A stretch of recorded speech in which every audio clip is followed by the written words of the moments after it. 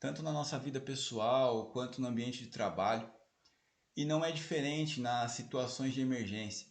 Não é diferente no seu plano de atendimento à emergência.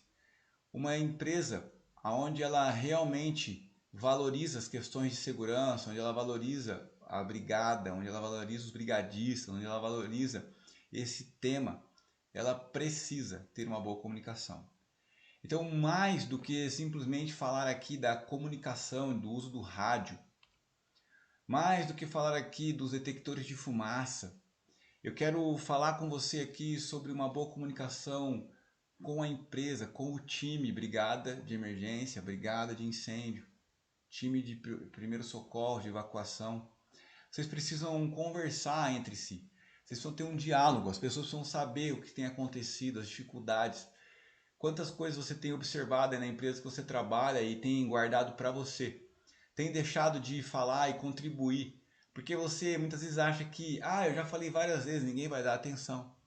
Você tem que entender que você precisa atuar sobre aquilo que você tem controle. E você tem controle sobre informar aquilo que você tem percebido.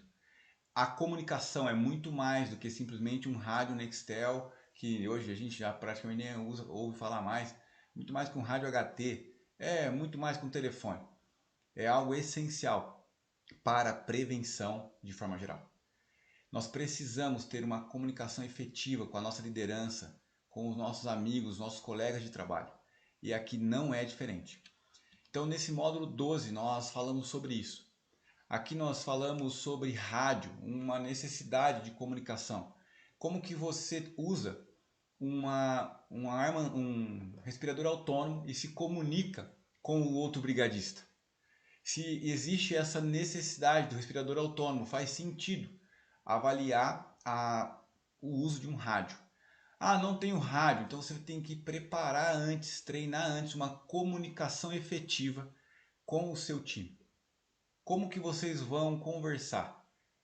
Então existem sinais, né? Eu gosto muito de mergulho e no mergulho é óbvio que não dá para conversar com o seu colega, com a sua dupla, mas nós temos sinais que representam algumas coisas. Exemplo, no mergulho nós jamais fazemos esse sinal, um sinal comum, um sinal de joia, porque isso significa vamos subir, vamos sair do fundo do mar e vamos subir. Isso é um sinal que não se faz. Então, imagine uma pessoa que não tem essa orientação. Ela chega lá no mergulho a 20 metros, 30 metros, 40 metros, vira para o outro e faz assim, ó. Ué, mas por quê? A gente vai subir já? Não, eu só estou dando joia. Não entende como a comunicação ela é essencial. Como que você vai, por exemplo, perguntar para sua dupla aí, o seu colega na brigada, que também está com o respirador, se ele olhou o manômetro. Então, vocês têm que conferir essa comunicação antes. Quando eu fizer assim para você, eu estou te perguntando sobre o manômetro, para te lembrar de olhar isso. Quando eu te fizer esse sinal, significa vamos sair. Então você tem que criar isso. Não existe uma comunicação pré-definida, pelo menos eu não tenho esse conhecimento, nunca ouvi e tenho alguns anos de experiência. Então você precisa definir isso, igual você definiu o sinal de zap com a sua dupla para jogar truco. Então entenda a comunicação como algo realmente relevante e necessário. Você precisa conhecer. Outra questão que a gente fala nesse módulo é a questão da iluminação de emergência. A iluminação de emergência tem a ver com comunicação.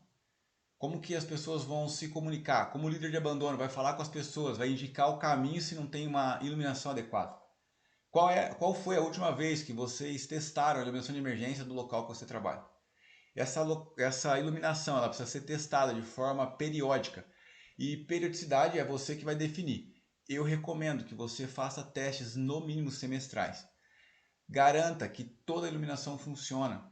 Tenha certeza que o alarme funciona e que as pessoas conseguem ouvir esse alarme. Eu tenho experiência numa das empresas que eu trabalhei, onde nós fizemos um abandono de área, um simulado.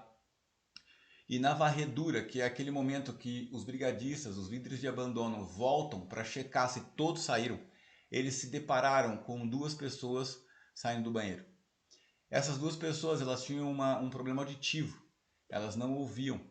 E nós sabíamos já disso. Nós tínhamos várias pessoas com essa, qual que é o termo que eu vou usar aqui? Eu não quero falar deficiência, mas com essa necessidade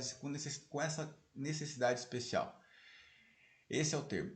Então aqui, naquela situação, nós aprendemos que o sinal auditivo não era suficiente para a nossa planta.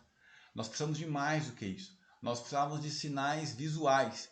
Então foi instalado giroflex dentro dos banheiros, para que as pessoas pudessem perceber uma emergência e não ouvi-la simplesmente. A comunicação pode ser a diferença entre vida e morte de um ambiente de trabalho, de uma fábrica, do local aí que você trabalha.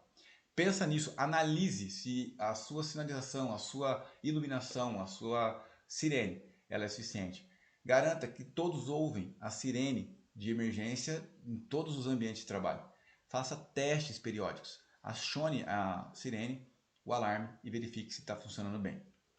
Bom, então, iluminação, rádio, detectores de fumaça também precisam ser testados. Não adianta você investir na melhor tecnologia, no melhor detector de fumaça e não testar ele. Ah, ele é muito sensível, ele é ótimo esse detector. Qual foi a última vez que você testou? Precisa testar e existe teste para isso, tem um spray específico, você não vai sair pondo fogo em nada aí, pelo amor de Deus, mas você precisa fazer esse teste. Faça essa análise também. Sistemas de comunicação são diversos, então verifique qual é o melhor para vocês. Ah, é um rádio HT, é uma comunicação X, Y, Z. Não, acho que na nossa empresa o WhatsApp vai bem para a brigada. Faz sentido, será a brigada ter um grupo no WhatsApp para conversar e trabalhar assuntos relevantes, não é para ficar mandando mensagem de bom dia, por favor. É para a finalidade no qual o grupo foi criado. De repente é uma alternativa, uma comunicação rápida. Alguém observou uma coisa, manda ali no grupo, todo mundo fica sabendo, tá todo mundo na mesma página e a gente ganha tempo, agilidade e consegue fazer um trabalho melhor e muitas vezes mais efetivo. Então pensa sobre isso. E aí, mudando um pouco aqui, né, mas ainda dentro do mesmo tema, essa comunicação interna e externa ela precisa ser definido no seu programa, no seu plano de atendimento à emergência, no seu PAI. O PAI ele é essencial, é uma ferramenta necessária para o ambiente de trabalho. Você precisa conhecer o plano de atendimento à emergência da sua empresa. Você precisa estar alinhado com ele. E ele vai ser um meio de comunicação entre as pessoas. Todo mundo vai ser treinado no PAI e a comunicação é a mesma, todo mundo vai conhecer o mesmo procedimento, todo mundo vai estar alinhado e isso é o diferencial. Pessoas bem treinadas são pessoas que conhecem o procedimento. Não é para cada um a trabalhar da maneira que deseja.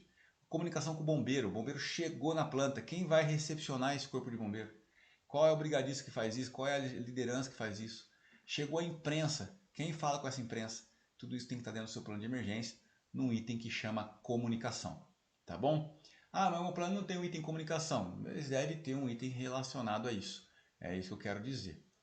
Bom, basicamente é isso que trata esse módulo, um módulo mais curto, mas não menos importante, tá? Muito pelo contrário. Tenha certeza que a comunicação vem funcionando de forma efetiva no seu ambiente de trabalho e a gente já continua a nossa comunicação no próximo módulo. Valeu!